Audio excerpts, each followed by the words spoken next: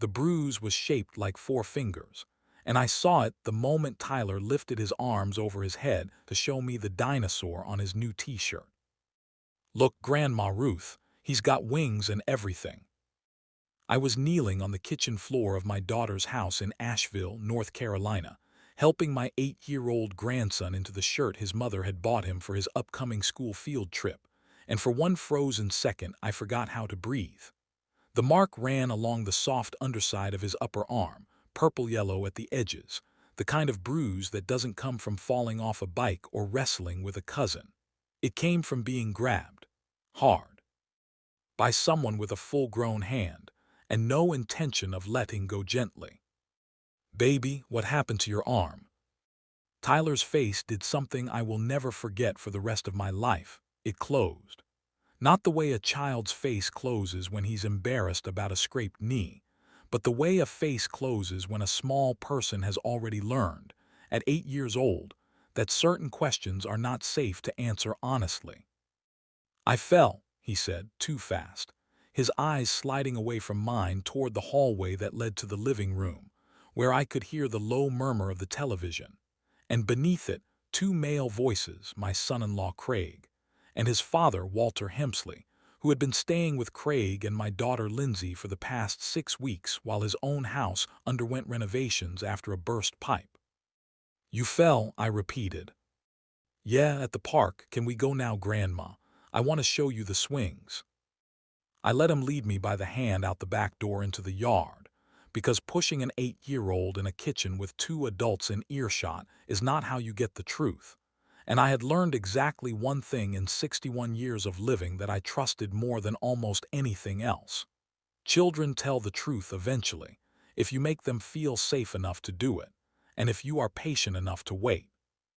We sat on the old wooden swing set Craig had built the summer Tyler turned 5, and I pushed him gently, and for a long while neither of us said anything at all. "Grandma," Tyler said finally, so quietly I almost missed it over the creak of the chains, "if I tell you something, do you have to tell Mom?" My heart was beating so hard I could feel it in my throat, but I kept my voice as steady and unhurried as I could make it. "That depends on what it is, sweetheart. But I promise you this, whatever you tell me, I will never let anything bad happen to you because of it. Do you understand? I will always, always protect you." He was quiet for another long moment, twisting the chain of the swing around one small hand. "Grandpa Walter gets really mad sometimes. Like, really, really mad. And he grabs my arm when I don't listen fast enough and it hurts, but he says it's because I'm bad and don't listen and boys who don't listen need to learn." The world went very still around me. I remember the specific detail of a cardinal landing on the fence at the edge of the yard, bright red against the green, and thinking, in some detached corner of my mind, how strange it was that something so beautiful could exist in the same 5 seconds as what my grandson had just told me. "How long has this been happening, baby?" "Since he came to stay with us. He watches me after school sometimes, when Mom's still at work and Dad's got late meetings. He said I'm not supposed to tell because grown-ups handle things their own way, and it's not my business to go running my mouth." Tyler's voice had dropped to almost nothing. "He said if I told Mom, she'd be really upset with me for causing problems, because Grandpa Walter's already having a hard time with the house and everything, and I shouldn't make it worse. I have been a mother for 34 years and a grandmother for 8, and in all that time, I have never had to work harder to keep my face calm while everything inside me was screaming." "Tyler, look at me." He did, his eyes wet now, brimming with the particular fear of a child who has just handed an adult a secret and doesn't yet know if it was the right thing to do. "You did nothing wrong. Do you hear me? Nothing. You are not causing problems by telling me this. You are being incredibly brave and I am so, so proud of you.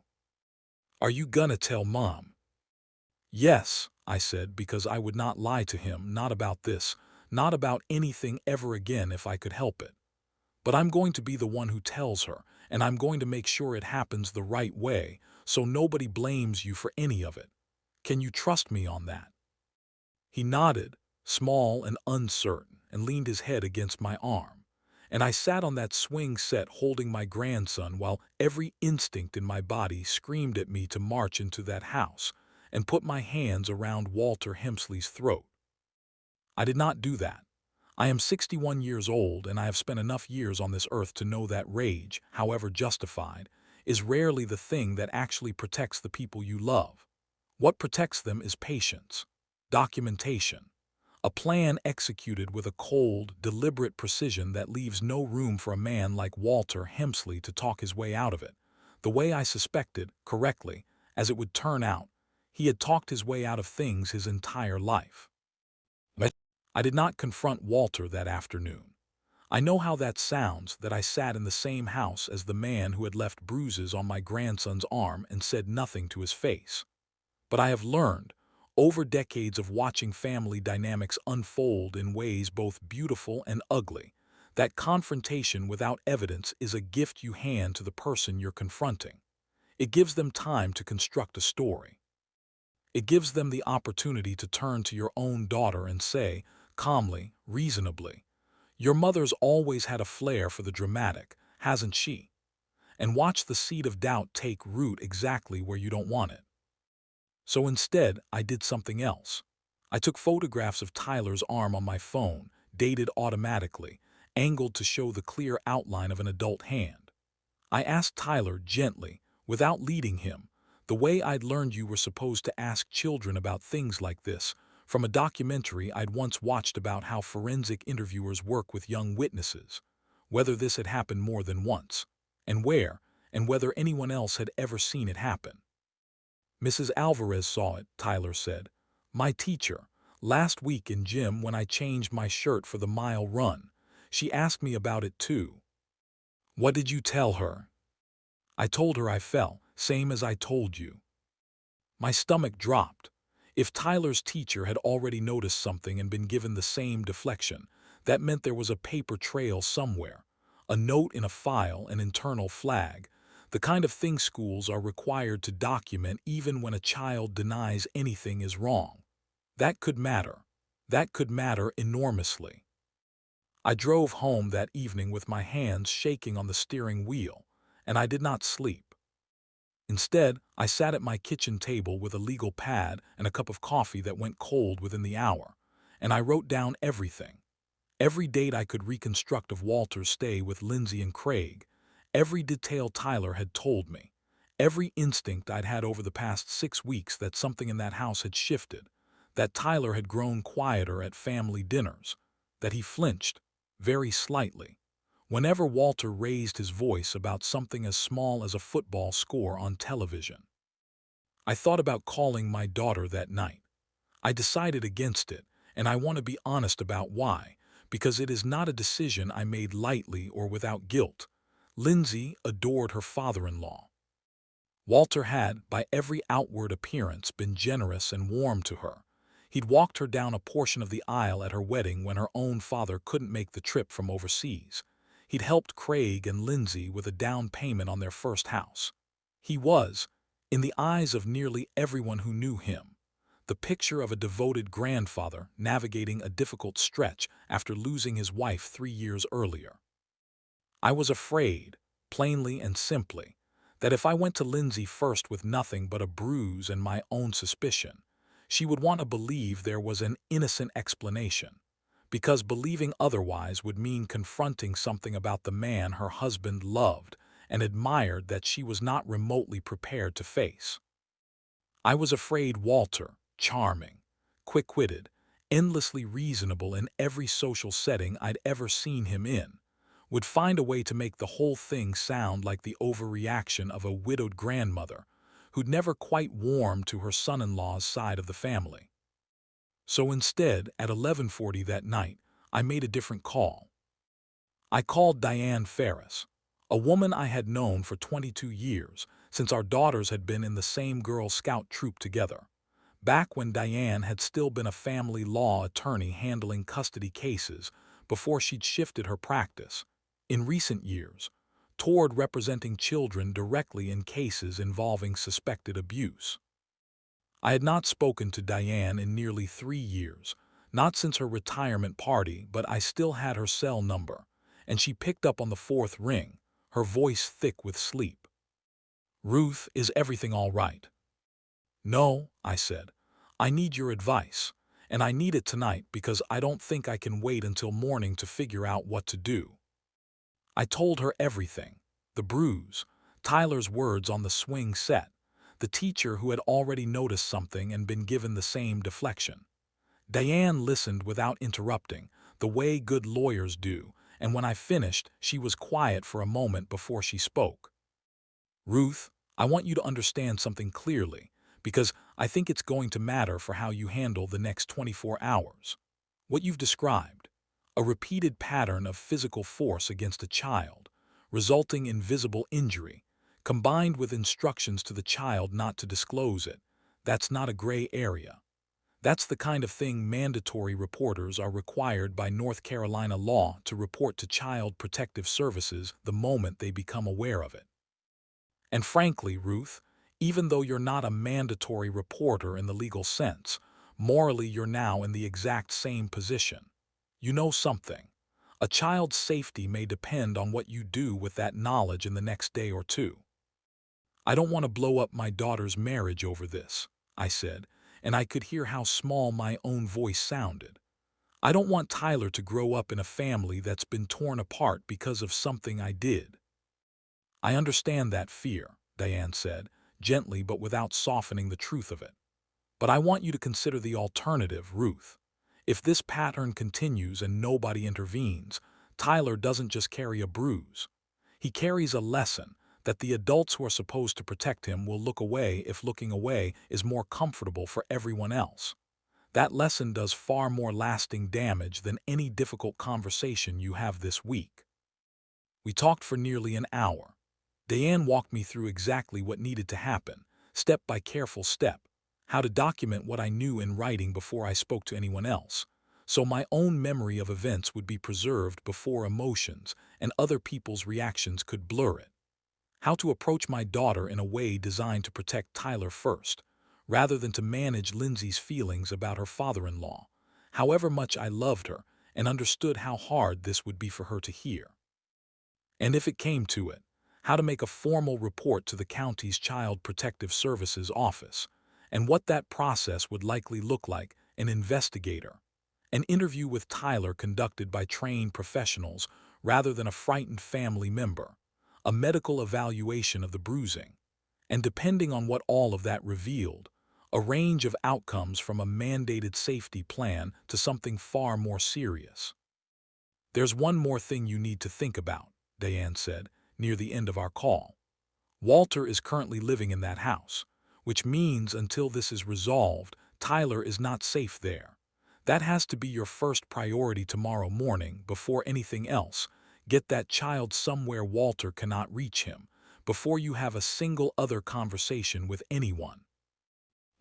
I did not sleep that night, not for 1 minute. At 6:30 the next morning, I called Lindsay and told her I was coming by to take Tyler to breakfast before school, something I did often enough that it wouldn't seem unusual, and she agreed without hesitation, distracted by the ordinary chaos of getting ready for work. I picked Tyler up at 7:15. Craig had already left for an early meeting. Walter was still asleep, according to Tyler, in the guest room down the hall, a detail that made my skin crawl in a way I am not sure I can fully describe, knowing now what I knew, imagining all the mornings that man had woken up in that house with my grandson down the hall. I did not take Tyler to breakfast.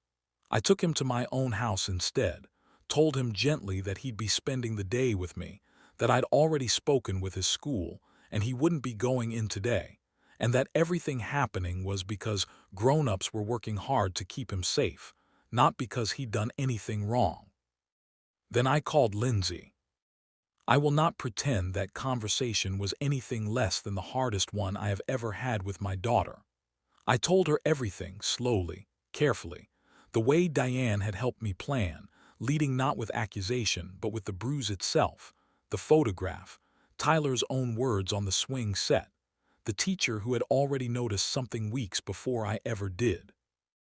I heard my daughter's breathing change on the other end of the line, heard the particular silence of a mother's entire understanding of her own household beginning to crack open. "That's not possible," Lindsay said, her voice climbing toward something frantic. "Mom, that's Walter would never. He loves Tyler. He's been so good to him." "I know this is impossible to hear," I said, my own voice shaking now, all the composure I'd been holding onto for 18 hours finally beginning to fray. "I know you love Walter, and I know how much he's done for you and Craig. But your son is showing me a handprint bruise on his arm and telling me, in his own words, that his grandfather grabs him and hurts him when he doesn't listen fast enough, and that he was told not to tell you because it would make things worse for everyone. I am not telling you this to hurt you, Lindsay. I am telling you because I love that little boy more than my own life, and I cannot in good conscience let one more day pass without you knowing." There was a long silence on the line, long enough that I thought the call might have dropped, and then I heard my daughter begin to cry, not the composed, controlled crying of an adult managing her emotions in front of others, but something rawer, the sound of a woman's entire understanding of her family rearranging itself in real time. "What do I do?" she said finally, and I heard in those 3 words the same fear I had been carrying for the past 18 hours. The fear of a mother who has just learned that the person she trusted to keep her child safe had been doing exactly the opposite, and who does not yet know how to hold both truths at once. "You call Craig," I said. "You tell him what I told you, and then together the two of you make sure Walter is out of that house before Tyler ever sets foot back inside it. After that, I've already spoken to someone, a lawyer, an old friend, someone who used to represent children in cases exactly like this one, and she's told me the next steps we need to take, starting with a report to Child Protective Services. This isn't optional, Lindsay. I wish it were. But it isn't, not anymore." What followed over the next several weeks was, in its own quiet way, more difficult than anything I had imagined that first sleepless night on my kitchen floor with the legal pad and cold coffee. Craig, to his credit, did not defend his father once the full picture emerged, did not minimize, did not make excuses, though I could see in his face, at every family conversation that followed, the particular grief of a son discovering that the man who raised him was capable of something he had never let himself imagine. He confronted Walter directly, the same day Lindsay and I spoke, and moved him out of the house within hours, into a hotel and then, eventually, back to his own home once the burst pipe repairs were finished, though by then the damage to their relationship, Craig and Walter's, and by extension the entire family's fragile peace, had already been done in ways that would take years, if ever, to fully repair. The Child Protective Services investigation confirmed what Tyler had told me on that swing set, a forensic interview conducted by a trained specialist, gentle and careful in ways that made me weep with gratitude when Lindsay described it to me afterward, in which Tyler, in a room designed specifically to make children feel safe telling the truth, repeated the same account he'd given me, in his own words, unprompted and unchanged by anyone's leading questions. A pediatric examination documented the bruises pattern consistent with forceful adult grip. Tyler's teacher, Mrs. Alvarez, was interviewed as well and confirmed she had noticed the earlier bruise weeks before, had asked Tyler about it, had been given the same deflection, and had, in fact, already documented her concern in an internal school file, a note that would later corroborate the timeline and demonstrate, painfully, that the pattern had begun well before I ever noticed anything myself. Walter was ultimately charged with misdemeanor child abuse under North Carolina law, not the felony charge Diane had initially told me was possible, given the specific circumstances and the lack of any prior documented history, but a charge with real consequences nonetheless. A court-ordered no-contact provision preventing him from being alone with Tyler without supervision, a mandatory parenting and anger management program, and a criminal record that would follow him for the rest of his life.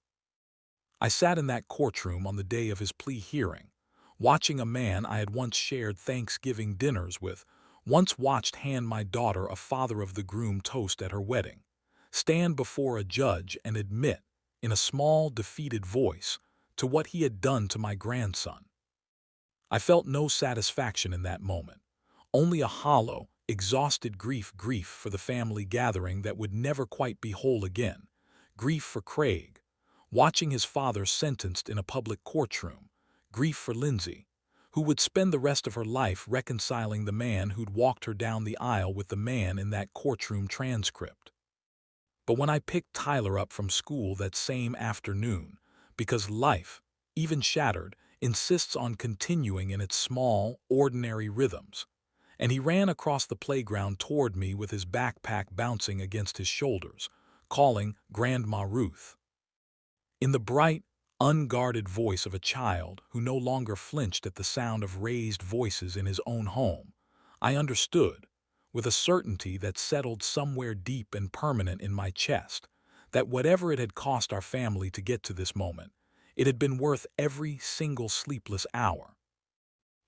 People ask me sometimes, in the careful, curious way people ask about things they've heard secondhand through the grapevine of a small community, whether I regret making that phone call to Diane instead of confronting Walter myself, or whether I regret involving the authorities at all rather than handling it quietly within the family, the way so many families before mine have handled things like this, with silence, with distance, with the unspoken agreement that some truths are better left buried for the sake of keeping the peace.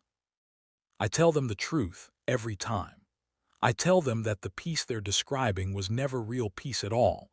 It was only quiet, and quiet is not the same thing as safety. I tell them that an 8-year-old boy taught me something on a wooden swing set that I hadn't fully understood in 61 years of living, that protecting the people we love sometimes means being willing to break something that looks, from the outside, like it was working just fine. Tyler is 10 now. He plays third base for his little league team. He still climbs onto my lap during movie nights the way he did when he was small, and he has never once, in the 2 years since, flinched when a grown man raises his voice nearby. That, more than anything else, more than the court hearing, more than the difficult conversations, more than the family gatherings that still feel, occasionally, like walking across thin ice, is the thing I hold on to. That is the thing that tells me I made the right call, that late night at my kitchen table with a legal pad, a cold cup of coffee, and a bruise shaped like 4 fingers that I will never, for the rest of my life, stop seeing when I close my eyes. Some lines, once crossed, cannot simply be smoothed back over with an apology and a family dinner. Some lines require someone in the room brave enough to say, out loud in the daylight, this happened, and it cannot happen again. I was that person for my grandson on a night I will never forget, and I would make every single one of those difficult calls again, without hesitation, 1,000 times over, for as long as I live.